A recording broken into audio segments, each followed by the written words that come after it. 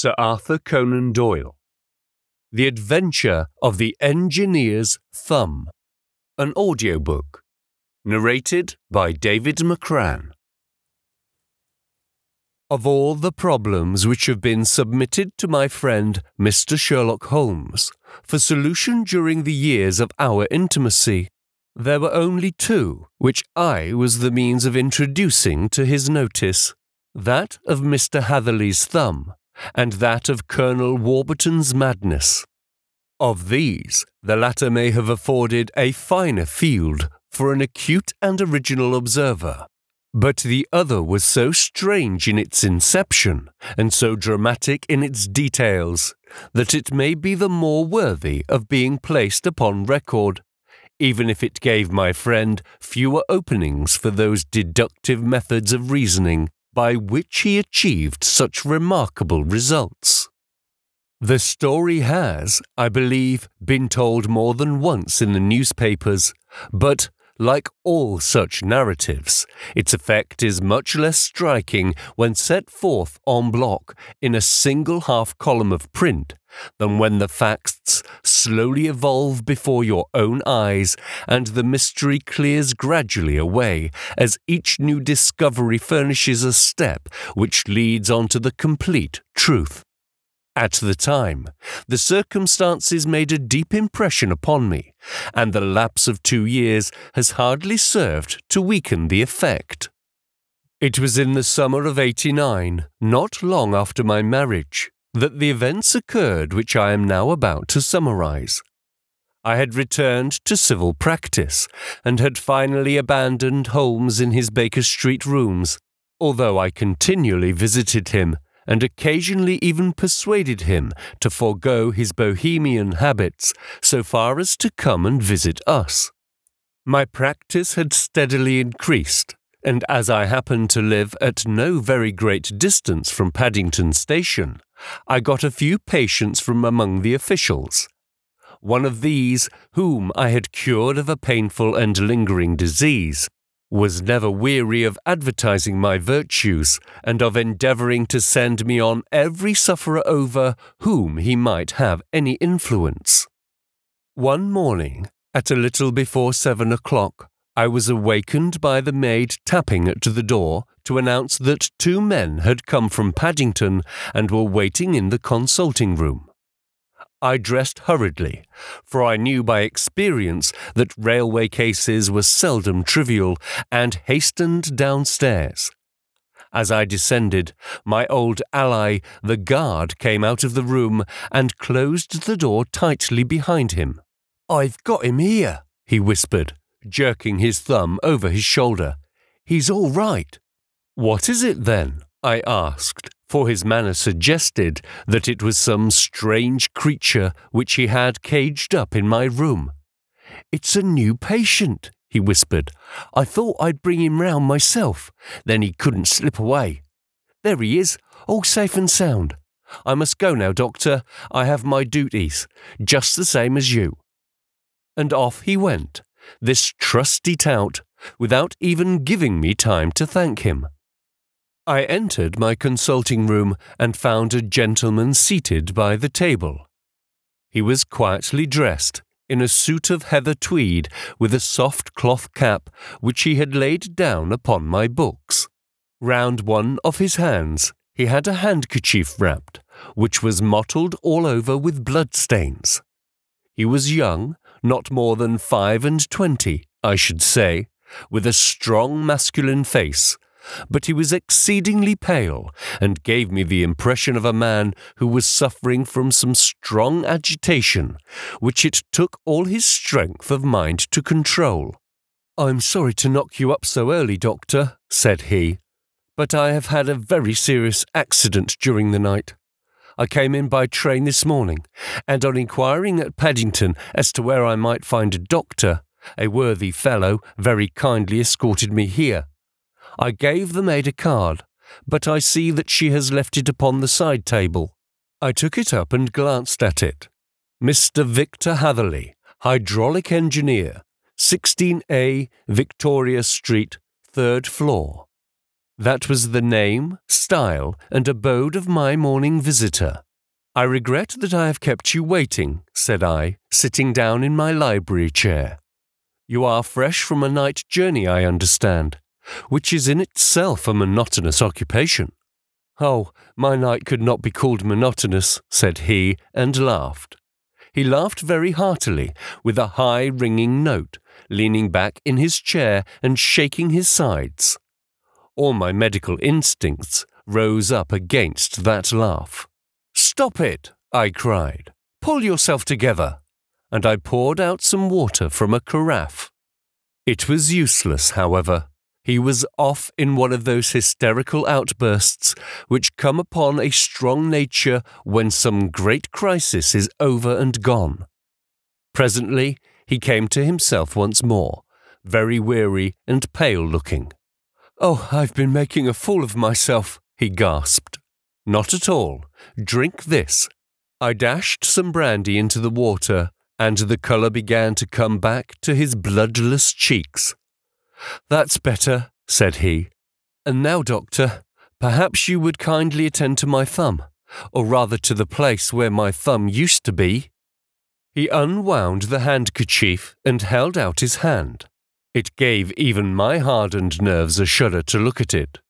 There were 4 protruding fingers and a horrid red, spongy surface where the thumb should have been. It had been hacked or torn right out from the roots. "Good heavens!" I cried. "This is a terrible injury. It must have bled considerably." "Yes, it did. I fainted when it was done, and I think that I must have been senseless for a long time. When I came to, I found that it was still bleeding, so I tied one end of my handkerchief very tightly round the wrist and braced it up with a twig." "Excellent! You should have been a surgeon." "It is a question of hydraulics, you see, and came within my own province." "This has been done," said I, examining the wound, "by a very heavy and sharp instrument." "A thing like a cleaver," said he. "An accident, I presume?" "By no means." "What? A murderous attack?" "Very murderous indeed." "You horrify me."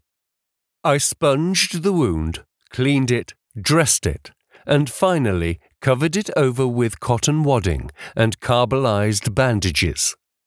He lay back without wincing, though he bit his lip from time to time. "How's that?" I asked when I had finished. "Capital.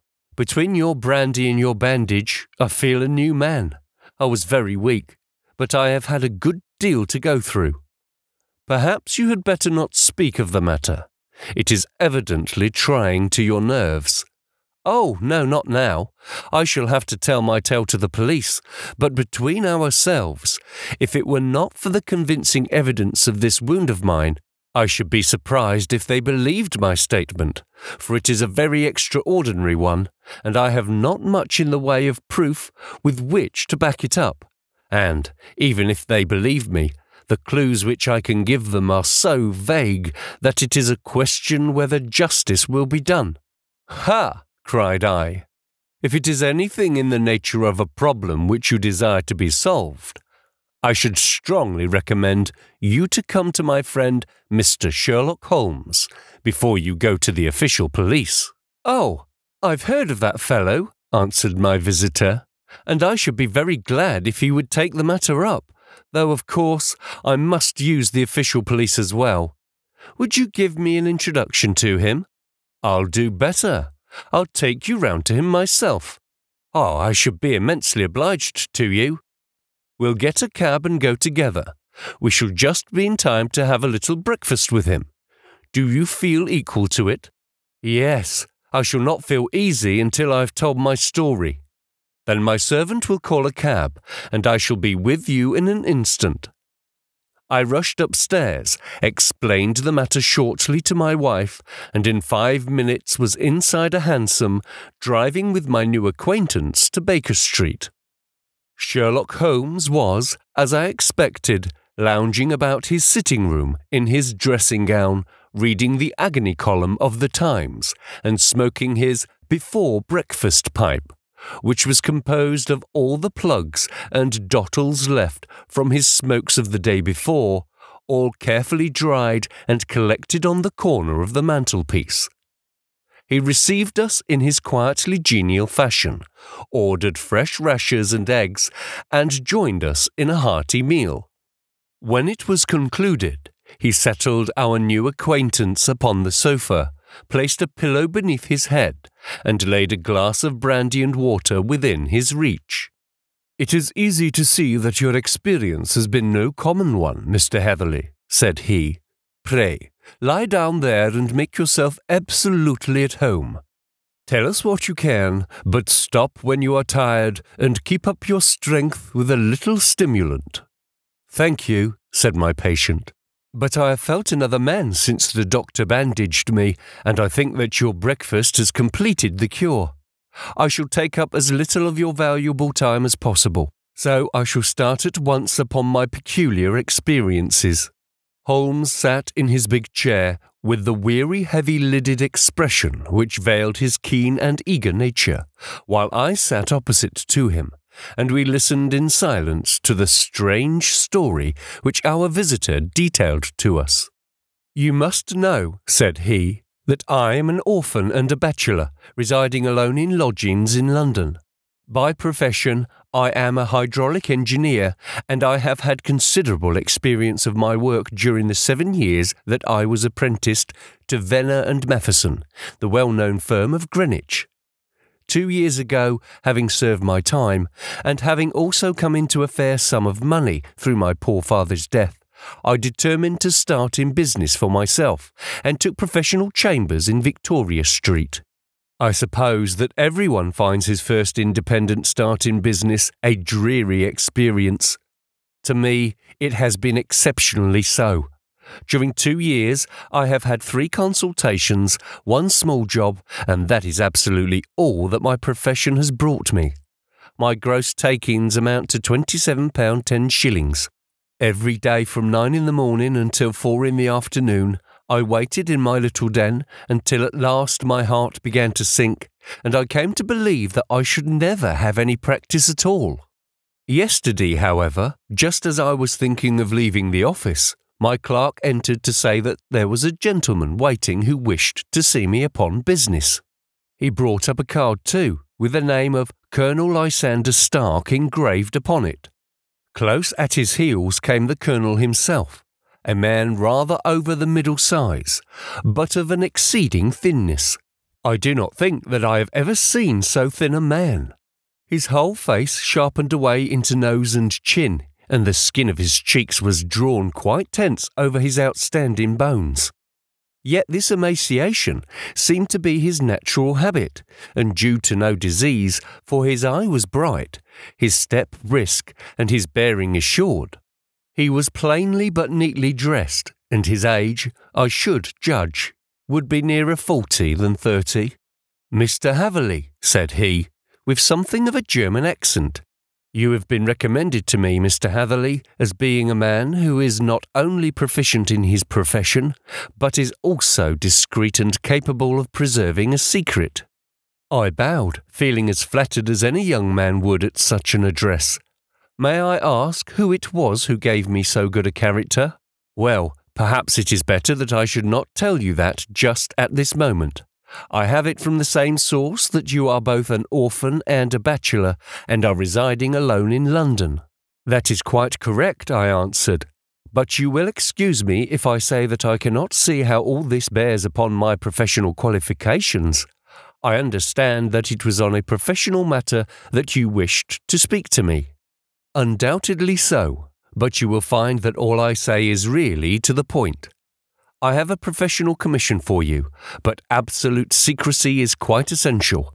Absolute secrecy, you understand, and of course we may expect that more from a man who is alone than from one who lives in the bosom of his family."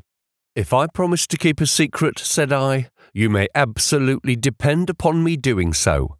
He looked very hard at me as I spoke, and it seemed to me that I had never seen so suspicious and questioning an eye. "Do you promise then?" said he at last. "Yes, I promise." Absolute and complete silence before, during, and after. No reference to the matter at all, either in word or writing. I have already given you my word. Very good. He suddenly sprung up, and darting like lightning across the room, he flung open the door. The passage outside was empty. That's all right, he said, coming back. I know that clerks are sometimes curious as to their master's affairs. Now we can talk in safety. He drew up his chair very close to mine and began to stare at me again with the same questioning and thoughtful look. A feeling of repulsion and of something akin to fear had begun to rise within me at the strange antics of this fleshless man. Even my dread of losing a client could not restrain me from showing my impatience. "I beg that you will state your business, sir," said I. "My time is of value." Heaven forgive me for that last sentence, but the words came to my lips. "How would 50 guineas for a night's work suit you?" he asked. "Most admirably. I say a night's work, but an hour's would be nearer the mark. I simply want your opinion about a hydraulic stamping machine which has got out of gear. If you show us what is wrong, we shall soon set it right ourselves. What do you think of such a commission as that? The work appears to be light and the pay munificent." "Precisely so. We shall want you to come tonight by the last train." "Where to?" "To Eyford in Berkshire. It is a little place near the borders of Oxfordshire and within 7 miles of Reading. There is a train from Paddington which would bring you there at about 11:15. "Very good. I shall come down in a carriage to meet you." "There is a drive then?" "Yes. Our little place is quite out in the country. It is a good 7 miles from Eyford station." "Then we could hardly get there before midnight. I suppose there would be no chance of a train back. I should be compelled to stop the night." "Yes, we could easily give you a shakedown." "That is very awkward. Could I not come at some more convenient hour?" "We have judged it best that you should come late. It is to recompense you for any inconvenience that we are paying to you, a young and unknown man, a fee which would buy an opinion from the very heads of your profession. Still, of course, if you would like to draw out of the business, there is plenty of time to do so." I thought of the 50 guineas, and of how very useful they would be to me. "Not at all," said I. "I shall be very happy to accommodate myself to your wishes. I should like, however, to understand a little more clearly what it is that you wish me to do." "Quite so. It is very natural that the pledge of secrecy which we have exacted from you should have aroused your curiosity. I have no wish to commit you to anything without you having it all laid before you. I suppose that we are absolutely safe from eavesdroppers?" "Entirely. Then the matter stands thus. You are probably aware that Fuller's earth is a valuable product, and that it is only found in 1 or 2 places in England." "I have heard so."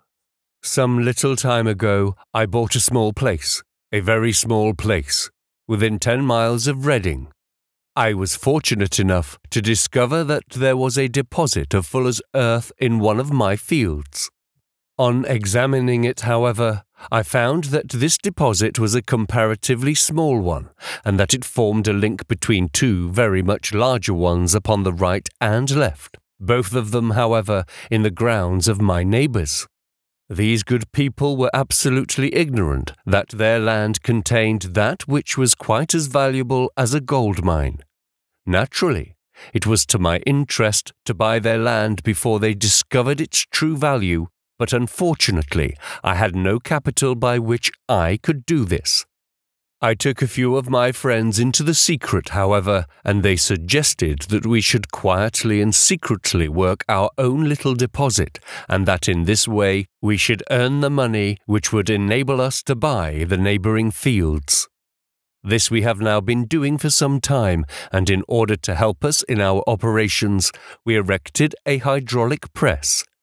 This press, as I have already explained, has got out of order, and we wish your advice upon the subject." We guard our secret very jealously, however, and if it once became known that we had hydraulic engineers coming to our little house, it would soon rouse inquiry, and then, if the facts came out, it would be goodbye to any chance of getting these fields and carrying out our plans. That is why I have made you promise me that you will not tell a human being that you are going to Eyford tonight. I hope that I make it all plain." "I quite follow you, sir," said I. The only point which I could not quite understand was what use you could make of a hydraulic press in excavating fuller's earth, which, as I understand, is dug out like gravel from a pit. "Ah," said he carelessly, "we have our own process. We compress the earth into bricks, so as to remove them without revealing what they are. But that is a mere detail. I have taken you fully into my confidence now, Mr. Hatherley, and I have shown you how I trust you." He rose as he spoke. "I shall expect you then at Eyford at 11:15. I shall certainly be there." And not a word to a soul. He looked at me with a last long questioning gaze, and then, pressing my hand in a cold, dank grasp, he hurried from the room. Well, when I came to think it all over in cold blood, I was very much astonished, as you may both think, at this sudden commission which had been entrusted to me. On one hand, of course, I was glad, for the fee was at least tenfold what I should have asked had I set a price upon my own services, and it was possible that this order might lead to other ones. On the other hand, the face and manner of my patron had made an unpleasant impression upon me, and I could not think that his explanation of the fuller's earth was sufficient to explain the necessity for my coming at midnight, and his extreme anxiety lest I should tell anyone of my errand. However, I threw all fears to the winds, ate a hearty supper, drove to Paddington, and started off, having obeyed to the letter the injunction as to holding my tongue. At Reading, I had to change not only my carriage but my station. However, I was in time for the last train to Eyford, and I reached the little dim-lit station after 11 o'clock. I was the only passenger who got out there, and there was no one upon the platform save a single sleepy porter with a lantern. As I passed out through the wicket gate, however, I found my acquaintance of the morning waiting in the shadow upon the other side. Without a word, he grasped my arm and hurried me into a carriage, the door of which was standing open. He drew up the windows on either side, tapped on the woodwork, and away we went as fast as the horse could go. "One horse?" interjected Holmes. "Yes, only one." "Did you observe the colour?" "Yes, I saw it by the side lights when I was stepping into the carriage. It was a chestnut." "Tired-looking or fresh?" "Oh, fresh and glossy." "Thank you. I am sorry to have interrupted you. Pray, continue your most interesting statement." Away we went then, and we drove for at least an hour. Colonel Lysander Stark had said that it was only 7 miles, but I should think, from the rate that we seemed to go, and from the time that we took, that it must have been nearer 12. He sat at my side in silence all the time, and I was aware more than once when I glanced in his direction that he was looking at me with great intensity. The country roads seemed to be not very good in that part of the world, for we lurched and jolted terribly. I tried to look out of the windows to see something of where we were, but they were made of frosted glass, and I could not make out nothing save the occasional bright blur of a passing light. Now and then I hazarded some remark to break the monotony of the journey, but the Colonel answered only in monosyllables, and the conversation soon flagged. At last, however, the bumping of the road was exchanged for the crisp smoothness of a gravel drive, and the carriage came to a stand. Colonel Lysander Stark sprang out and, as I followed after him, pulled me swiftly into a porch which gaped in front of us. We stepped, as it were, right out of the carriage and into the hall, so that I failed to catch the most fleeting glance of the front of the house. The instant that I had crossed the threshold, the door slammed heavily behind us, and I heard faintly the rattle of the wheels as the carriage drove away. It was pitch dark inside the house, and the Colonel fumbled about looking for matches and muttering under his breath. Suddenly, a door opened at the other end of the passage, and a long golden bar of light shot out in our direction. It grew broader, and a woman appeared with a lamp in her hand, which she held above her head, pushing her face forward and peering at us. I could see that she was pretty, and from the gloss with which the light shone upon her dark dress, I knew that it was a rich material. She spoke a few words in a foreign tongue in a tone as though asking a question, and when my companion answered in a gruff monosyllable, she gave such a start that the lamp nearly fell from her hand. Colonel Stark went up to her, whispered something in her ear, and then, pushing her back into the room from whence she had come, he walked towards me again with the lamp in his hand. "Perhaps you will have the kindness to wait in this room for a few minutes," said he, throwing open another door. It was a quiet little plainly furnished room, with a round table in the centre, on which several German books were scattered. Colonel Stark laid down the lamp on the top of a harmonium beside the door.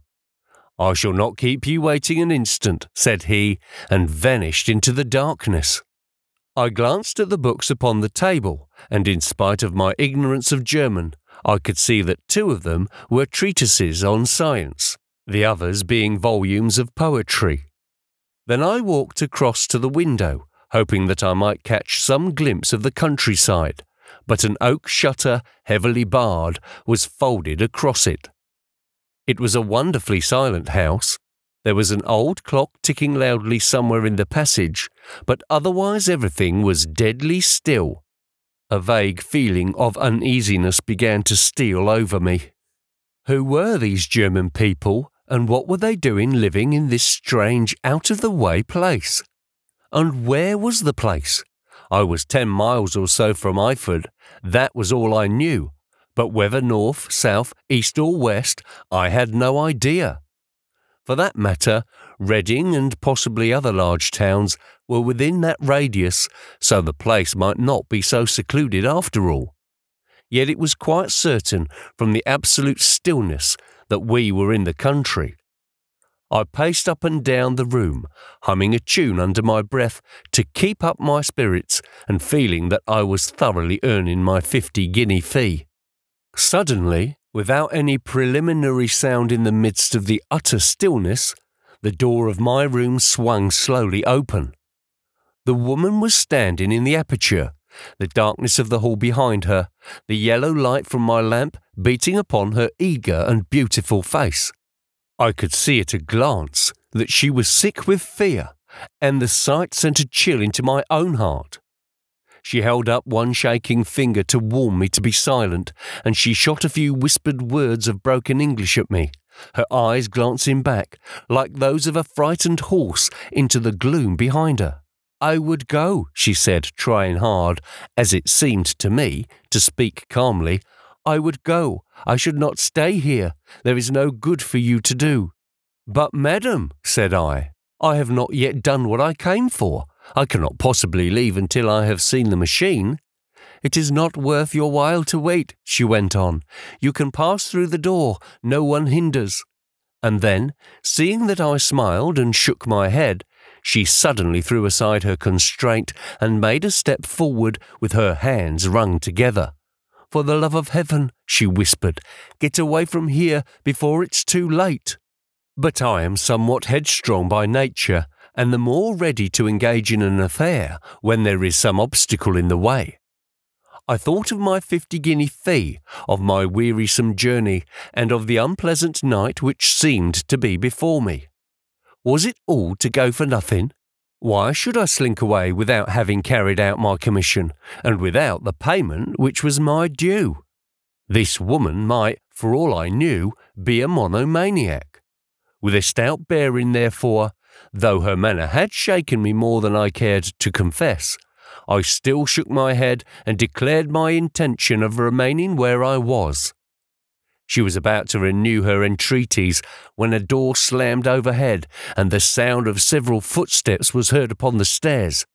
She listened for an instant, threw up her hands with a despairing gesture, and vanished as suddenly and as noiselessly as she had come. The newcomers were Colonel Lysander Stark and a short, thick man with a chinchilla beard growing out of the creases of his double chin, who was introduced to me as Mr. Ferguson. "This is my secretary and manager," said the Colonel. "By the way, I was under the impression that I left this door shut just now. I fear that you have felt the draught." "On the contrary," said I opened the door myself because I felt the room to be a little close. He shot one of his suspicious looks at me. "Perhaps we had better proceed to business then," said he. "Mr. Ferguson and I will take you up to see the machine. I had better put my hat on, I suppose." "Oh no, it is in the house." "What, you dig Fuller's earth in the house?" No, this is only where we compress it. But never mind that. All we wish you to do is to examine the machine and to let us know what is wrong with it." We went upstairs together, the Colonel first with the lamp, the fat manager and I behind him. It was a labyrinth of an old house, with corridors, passages, narrow winding staircases, and little low doors, the thresholds of which were hollowed out by the generations who had crossed them. There were no carpets and no signs of any furniture above the ground floor, while the plaster was peeling off the walls and the damp was breaking through in green, unhealthy blotches. I tried to put on as unconcerned an air as possible, but I had not forgotten the warnings of the lady, even though I disregarded them, and I kept a keen eye upon my two companions. Ferguson appeared to be a morose and silent man, but I could see from the little that he said that he was at least a fellow countryman. Colonel Lysander Stark stopped at last before a low door which he unlocked. Within was a small square room in which the three of us could hardly get at one time. Ferguson remained outside, and the Colonel ushered me in. "We are now," said he, "actually within the hydraulic press, and it would be a particularly unpleasant thing for us if anyone were to turn it on. The ceiling of this small chamber is really the end of the descending piston, and it comes down with the force of many tons upon this metal floor. There are small lateral columns of water outside, which receive the force, and which transmit and multiply it in the manner which is familiar to you. The machine goes readily enough, but there is some stiffness in the working of it, and it has lost a little of its force.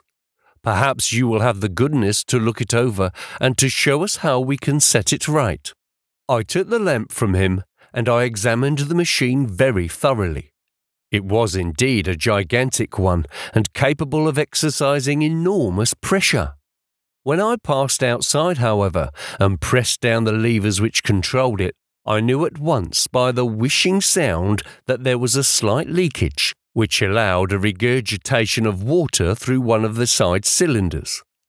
An examination showed that one of the india rubber bands, which was round the head of the driving rod, had shrunk so as not quite to fill the socket along which it worked. This was clearly the cause of the loss of power, and I pointed it out to my companions, who followed my remarks very carefully and asked several practical questions as to how they should proceed to set it right.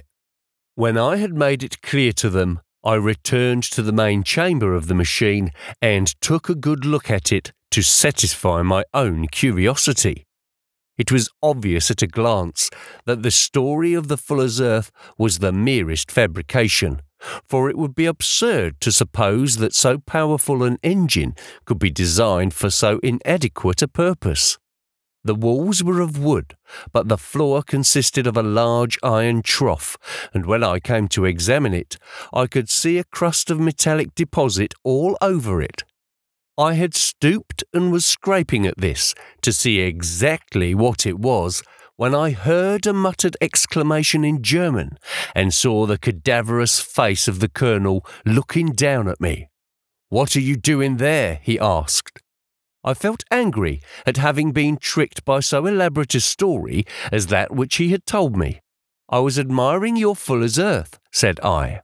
"I think that I should be better able to advise you as to your machine if I knew what the exact purpose was for which it was used." The instant that I uttered the words, I regretted the rashness of my speech. His face set hard, and a baleful light sprang up in his grey eyes. "Very well," said he. "You shall know all about the machine."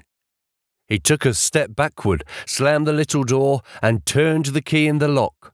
I rushed towards it and pulled at the handle, but it was quite secure, and did not give in the least to my kicks and shoves. "Hello," I yelled. "Hello, Colonel, let me out." And then suddenly in the silence I heard a sound which sent my heart into my mouth. It was the clank of the levers and the swish of the leaking cylinder. He had set the engine at work. The lamp still stood upon the floor where I had placed it when examining the trough. By its light I saw the black ceiling was coming down upon me, slowly, jerkily, but, as none knew better than myself, with a force which must within a minute grind me to a shapeless pulp. I threw myself, screaming, against the door, and dragged with my nails at the lock. I implored the Colonel to let me out, but the remorseless clanking of the levers drowned my cries. The ceiling was only a foot or two above my head, and with my hand upraised, I could feel its hard, rough surface. Then it flashed through my mind that the pain of my death would depend very much upon the position in which I met it. If I lay on my face, the weight would come upon my spine, and I shuddered to think of that dreadful snap. Easier the other way, perhaps, and yet had I the nerve to lie and look up at that deadly black shadow wavering down upon me? Already I was unable to stand erect when my eye caught something which brought a gush of hope back to my heart. I have said that though the floor and ceiling were iron, the walls were of wood. As I gave a last hurried glance around, I saw a thin line of yellow light between two of the boards, which broadened and broadened as a small panel was pushed backward. For an instant I could hardly believe that here was indeed a door which led away from death. The next instant I threw myself through and lay half fainting upon the other side. The panel had closed again behind me, but the crash of the lamp and a few moments afterwards the clang of the two slabs of metal told me how narrow had been my escape. I was recalled to myself by a frantic plucking at my wrist, and I found myself lying upon the stone floor of a narrow corridor, while a woman bent over me and tugged at me with her left hand, while she held a candle in her right. It was the same good friend whose warning I had so foolishly rejected. "Come, come," she cried breathlessly. "They will be here in a moment. They will see that you are not there. Oh, do not waste the so precious time, but come." This time at least I did not scorn her advice. I staggered to my feet and ran with her along the corridor and down a winding stair. The latter led to another broad passage, and just as we reached it we heard the sound of running feet and the shouting of two voices, one answering the other from the floor on which we were, and from the one beneath. My guide stopped and looked about her like one who is at her wit's end. Then she threw open a door which led into a bedroom, through the window of which the moon was shining brightly. "It's your only chance," said she. "It is high, but it may be that you can jump it." As she spoke, a light sprang into view at the further end of the passage, and I saw the lean figure of Colonel Lysander Stark rushing forward with a lantern in one hand and a weapon like a butcher's cleaver in the other. I rushed across the bedroom, flung open the window and looked out. How quiet and sweet and wholesome the garden looked in the moonlight, and it could not be more than 30 feet down. I clambered out upon the sill, but I hesitated to jump until I should have heard what passed between my saviour and the ruffian who pursued me. If she was ill-used, then at any risks I was determined to go back to her assistance. The thought had hardly flashed through my mind before he was at the door, pushing his way past her, but she threw her arms around him and tried to hold him back. "Fritz, Fritz," she cried in English, "remember your promise after the last time. You said it should not be again. He will be silent. Oh, he will be silent." "You are mad, Elise," he shouted, struggling to break away from her.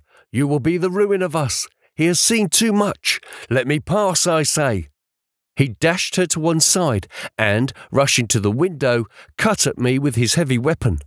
I had to let myself go and was hanging by the hands to the sill when his blow fell. I was conscious of the dull pain, my grip loosened, and I fell into the garden below. I was shaken but not hurt by the fall, so I picked myself up and rushed off among the bushes as hard as I could run, for I understood that I was far from being out of danger yet. Suddenly, however, as I ran, a deadly dizziness and sickness came over me.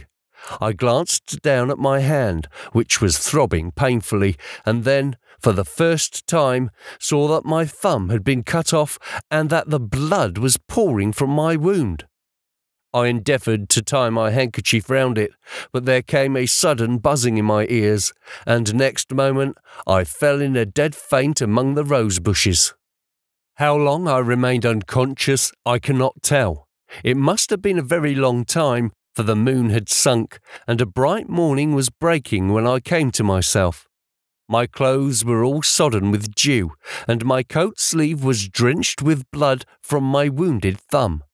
The smarting of it recalled in an instant all the particulars of my night's adventure, and I sprang to my feet with the feeling that I might hardly yet be safe from my pursuers. But to my astonishment, when I came to look round me, neither house nor garden were to be seen. I had been lying in an angle of the hedge close by the high road, and just a little lower down was a long building, which proved, upon my approaching it, to be the very station at which I had arrived upon the previous night. Were it not for the ugly wound upon my hand, all that had passed during those dreadful hours might have been an evil dream. Half dazed, I went into the station and asked about the morning train. There would be one to Reading in less than an hour. The same porter was on duty, I found, as had been there when I arrived. I inquired of him whether he had heard of Colonel Lysander Stark. The name was strange to him. Had he observed a carriage the night before waiting for me? No, he had not. Was there a police station anywhere near? There was one about 3 miles off. It was too far for me to go back, weak and ill as I was. I was determined to wait until I got back to town before telling my story to the police. It was a little past 6 when I arrived, so I went first to have my wound dressed, and then the doctor was kind enough to bring me along here. I put the case into your hands and shall do exactly what you advise." We both sat in silence for some little time after listening to this extraordinary narrative. Then Sherlock Holmes pulled down from the shelf one of the ponderous commonplace books in which he placed his cuttings. "Here is an advertisement which will interest you," said he. "It appeared in all the papers about a year ago. Listen to this. Lost on the 9th inst. Mr. Jeremiah Hayling, aged 26, a hydraulic engineer, left his lodgings at 10 o'clock at night and has not been heard of since. Was dressed in, etc., etc. Ha! That represents the last time that the Colonel needed to have his machine overhauled, I fancy." "Good heavens!" cried my patient. "Then that explains what the girl said." "Undoubtedly.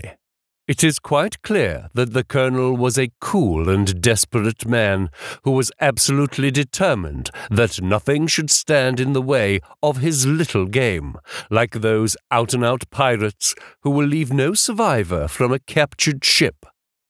Well, every moment now is precious, so if you feel equal to it, we shall go down to Scotland Yard at once as a preliminary to starting for Eyford." Some 3 hours or so afterwards, we were all in the train together, bound for Reading, to the little Berkshire village. There were Sherlock Holmes, the hydraulic engineer, Inspector Bradstreet of Scotland Yard, a plainclothesman, and myself. Bradstreet spread an ordnance map of the county upon the seat and was busy with his compasses drawing a circle with Eyford for its centre. "There you are," said he. "That circle is drawn at a radius of 10 miles from the village. The place we want must be somewhere near that line." "You said 10 miles, I think, sir." "It was an hour's good drive." "And you think that they brought you back all that way when you were unconscious?" "They must have done so. I have a confused memory, too, of having been lifted and conveyed somewhere." "What I cannot understand," said I, "is why they should have spared you when they found you lying fainting in the garden. Perhaps the villain was softened by the woman's entreaties." "I hardly think that likely. I never saw a more inexorable face in my life." "Oh, we shall soon clear up all that," said Bradstreet. "Well, I have drawn my circle, and I only wish I knew at what point upon it the folk that we are in search of are to be found." "I think I could lay my finger on it," said Holmes quietly.